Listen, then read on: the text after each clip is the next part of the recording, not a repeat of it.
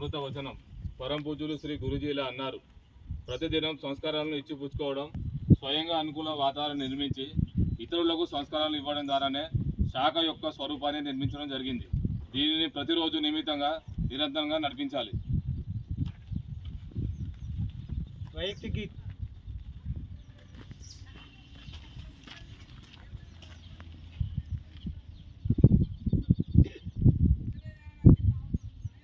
ఒకటే దేశం మనది నిజం నిజం, ఒక్కటే జాతి మనది అదే నిజం అదే నిజం. వర్ణములేమైనా మరి కులములెన్ని ఉన్నా, వనములోని చెట్లు మనం వసుదైవ కుటుంబకం.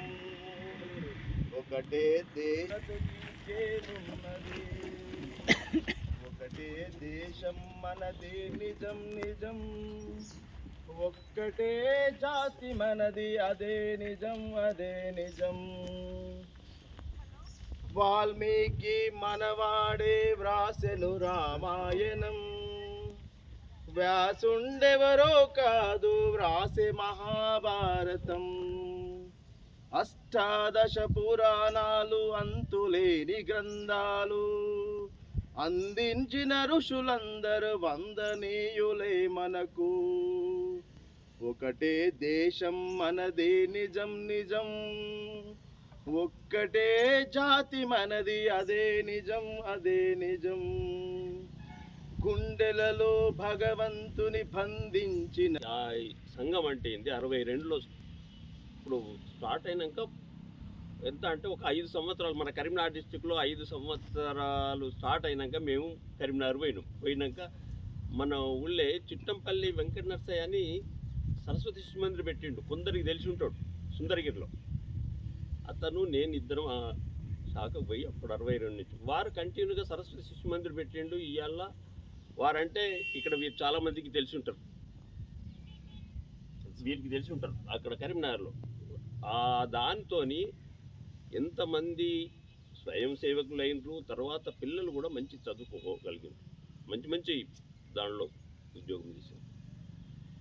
అటువంటిది ఏంటంటే మనకు అందరం నిజాన్ని చూస్తే సుందరగిరి నేను ఎంత సంతోషపడుతున్నా అంటే ఇక్కడ ఈ ఏరియాలకు ఇంతమంది ఉన్నారని నిన్న వీరు వచ్చి బట్టిగానే నేను స్వయం సేవకుగా ఉన్నా అని కూడా తెలియదు అనుకుంటా, బహుశా తెలియదు వారికి, తెలియదు నాకు తెలియదు. కాకపోతే వచ్చినాక ఇట్లా ఇది పెడుతున్నామని అంటే అచ్చా 100 ఇయర్స్ నేను చాలా సంతోషం మీరు చేస్తుంటే అని అన్న చాలా సంతోషం అనిపించింది. అప్పుడు మాట్లాడినాం. అంతవరకు దాకా కూడా ఇప్పుడు మా రాజే ఇక్కడ ఉన్నాడు, తర్వాత ఇప్పుడు చారి ఇవాళ ఎవరు కలిసి ఫోన్లో మాట్లాడినాక ఇట్లా సుందరగిరిలో ఉన్నోళ్ళు ఇట్లా ఉన్నారనేది కూడా తెలియదు. కాకపోతే ఇప్పుడు నవాబేట వాళ్ళు మీరు ఎక్కడ కరీంనగర్ ఏ విధంగానైతే పుష్పాలు సువాసనలను వెదజల్లుతాయో, ఏ విధంగానైతే నదులు పారుతాయో, ఏ విధంగానైతే గోవులు పాలనిస్తాయో, ఆ విధంగా ప్రత్యుపకారం అనేది తీసుకోకుండా నిన్ను ప్రేమిస్తున్నమ్మా భరతమాత అని ఒక సుప్రసిద్ధ కవి. అంతకంటే ముందు మహమ్మదీయులు పరిపాలించారు. 11వ 12వ శతాబ్దం ఐకమత్యం కొరబడి ఆ తర్వాత కొంతమంది గుప్పెడు ఎడారి దేశాల నుంచి వచ్చి మనల్ని బానిసలుగా చేసి పీడిస్తూ పరిపాలించారు. అంటే ఇంకా తుపాకీ మందు కనిపెట్టి ఆంగ్లేయులు వచ్చి మనల్ని అందరినీ పరిపాలిస్తూ హింసిస్తూ ఉన్న వేళ ఒకసారి స్వాతంత్రం కోసం అప్పుడు కాంగ్రెస్ పార్టీ మహాసభ తయారైంది. నాగపూర్లో ఒక దగ్గర కాంగ్రెస్ మీటింగ్ పెట్టింది స్వాతంత్రం కొరకు. పెద్దలు వచ్చి వక్తలు సందేశాలు ఇస్తున్నారు స్వాతంత్రం యొక్క ఆవశ్యకత ఏంది అని. తిలక్ అటువంటి మహానుభావులు, గాంధీ అటువంటి మహానుభావులు ఉండే కదా. ఆ మాట్లాడేటప్పుడు ఒకేసారి ఎవడో కప్పని చూసి పావన్నాడు, కథం ఎటోడు అటూరికిండు. మొత్తం గందరగోళం అయిపోయింది, సభ మొత్తం చిందరవందరం అయిపోయింది, లక్ష్యం మొత్తం దెబ్బతిన్నది. అప్పుడు మన డాక్టర్జీ కూడా ఒక కాంగ్రెస్ కార్యకర్తని, ఆయన ఏంది అది ఇది అని చూసి ఏందా బాబు ఎందుకు ఉరుకుతాను అని ఇద్దరు పట్టుకొని అడిగితే ఏం లేదు పావన్నారా అన్నారు. ఎవరు చూసినారంటే గాయన అన్నాడు. ఆయన నువ్వు చూసినావని అంటే గాయన చూసిండు అన్నాడు. ఆయన నువ్వు చూసినావంటే నేను కప్పని చూసిన పావన్ అయితే చూడలే, గదే పావు అనుకున్నా అన్నాడు. ఆ చూసినోడు మొదలు కప్పని అవతల వారేసినా సరిపోతుండే. పాము దెబ్బన నిజంగా పామున్న ఓ బండ అనుకొని కొట్టి చంపినా అయిపోతుండే, అవునా? కానీ ఏమైంది, అందరికీ పిరికి వచ్చి అదేందో సత్యమేందో అసత్యమేందో తెలుసుకోకుండానే ఆ సభ యొక్క లక్ష్యాన్ని విఫలం చేసారు. దీనికి కేశవుడి యొక్క మనసు బాగా దొలిచింది. స్వాతంత్రం ఇప్పుడు రాకపోయినా ఇంకెప్పుడైనా వస్తుంది, కానీ సంఘటన అనేది ముఖ్యం. హిందూ యొక్క సమైక్యత అనేది ముఖ్యం. స్వాతంత్రానికి కంటే ముందుగా మరి హిందూ జాతి అంతా కలిసి ఉండాలి అనేది, పూలల్లో దారం ఏ విధంగా కలిపి ఉంటుందో మనం ఒక దారంలా ఒక సంస్థను తయారు చేయాలి అనే నిశ్చయానికి వచ్చి, మరి ఆయన చదివింది MBBS కలకత్తాలో. పెద్దలకు కొందరికి చెప్పి చూసిండు, ఇట్లా మన అందరం రోజు ఒక గంట సేపు ఒక కాడ కలుద్దామని. ఎవ్వరు రాలే. ఒక 10 మంది చిన్నపిల్లలను పట్టుకొని ఒక శాఖ అనే పేరు పెట్టి వాళ్ళకి ఆటలు ఆడిస్తూ పాటలు పాడిస్తూ దేశభక్తి యొక్క ఆవశ్యకతను వాళ్ళకి చెప్పిండు. దిన ప్రవర్తమానమై అంతకు అంతై తానంతై బ్రహ్మాండంతమై ఆ నాగపూర్లో నుంచి వెలిసిన శాఖ మహారాష్ట్ర యొక్క సరిహద్దులు దాటి మొత్తం భారతదేశ సరిహద్దుల దాకా, అక్కడి నుండి ఇంగ్లాండు, అమెరికా, ఆస్ట్రేలియా, ఐరోపా అన్ని దేశాల్లో కూడా ఈరోజు శాఖ లేని దేశం. శాఖ సర్వవ్యాప్తి సర్వస్పర్శే, అన్ని రంగాలను స్పర్శించింది. అది స్పర్శించింది అనేది ఏమీ లేదు. ఆ విధంగా ఎదిగింది ఈరోజు రాష్ట్రీయ స్వయం సేవక్ సంఘ్. ఏవైనా సంస్థలు పెడితే ఒక 10-15 సంవత్సరాలకే దాంట్లో చీలికలు వస్తాయి. 1925లోనే కమ్యూనిస్ట్ పార్టీ కూడా పుట్టింది. ఆ తర్వాత అది 40కి వచ్చేసరికి సిపిఐ నుంచి సిపిఎం అయింది, తర్వాత సిపిఐ ఎమ్మెల్యే అయింది, తర్వాత దాని నుంచి చంద్రపుల్లారెడ్డి, తరిమెల నాగిరెడ్డి, ఇంకా ఏదో ప్రజాశక్తి, అది చెక్కలు ముక్కలు అయిపోయింది. అదేవిధంగా వివిధ రకాలైన మన ప్రాంతీయ పార్టీలను కూడా చూస్తున్నాం, సంస్థలను కూడా చూస్తున్నాం.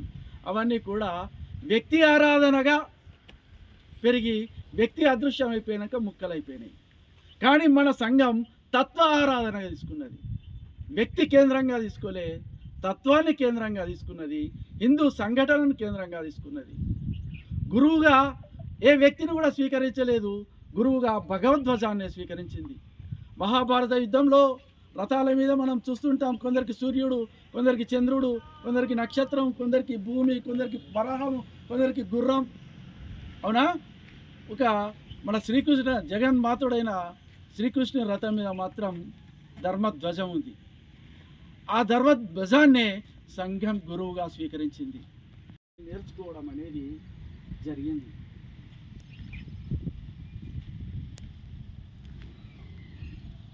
మరి శాఖ పెరిగింది. ఏం సాధించుకున్నాం మనం ఈ 100 సంవత్సరాల్లో అంటే చాలా చాలా చాలా సాధించుకున్నాం. ఈ కనులతోటే చూస్తున్నాం, ఈ కనులతోటే గాంచుతున్నాం. భూమే నమస్తే సదా వత్సలే మాతృభూమే ప్రభో త్వయా హిందూ భూమే సుఖం వర్ధితోహం,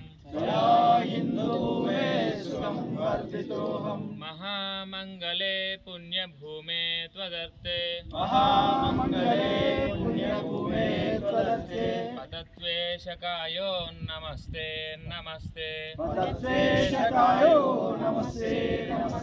ప్రభో శక్తిమన్ హిందూ రాష్ట్రాంగభూత,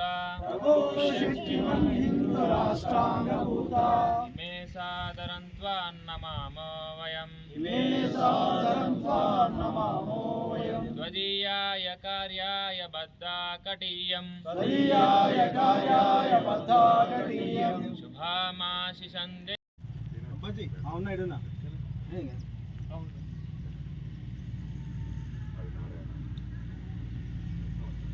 సీరియస్ ఉండకండి. భారత్ మాతా కీ జై, భారత్ మాతా కీ జై.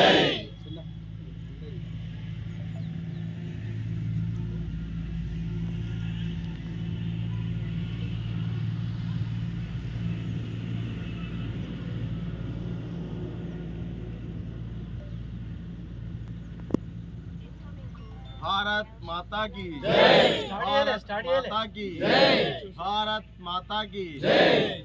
జై శ్రీరామ్ జై శ్రీరామ్ జై శ్రీరామ్ జై శ్రీరామ్ జై శ్రీరామ్ జై శ్రీరామ్ రామ లక్ష్మణ జానకి జై బోలో హనుమాన్ కి రామ లక్ష్మణ జానకి జై బోలో హనుమాన్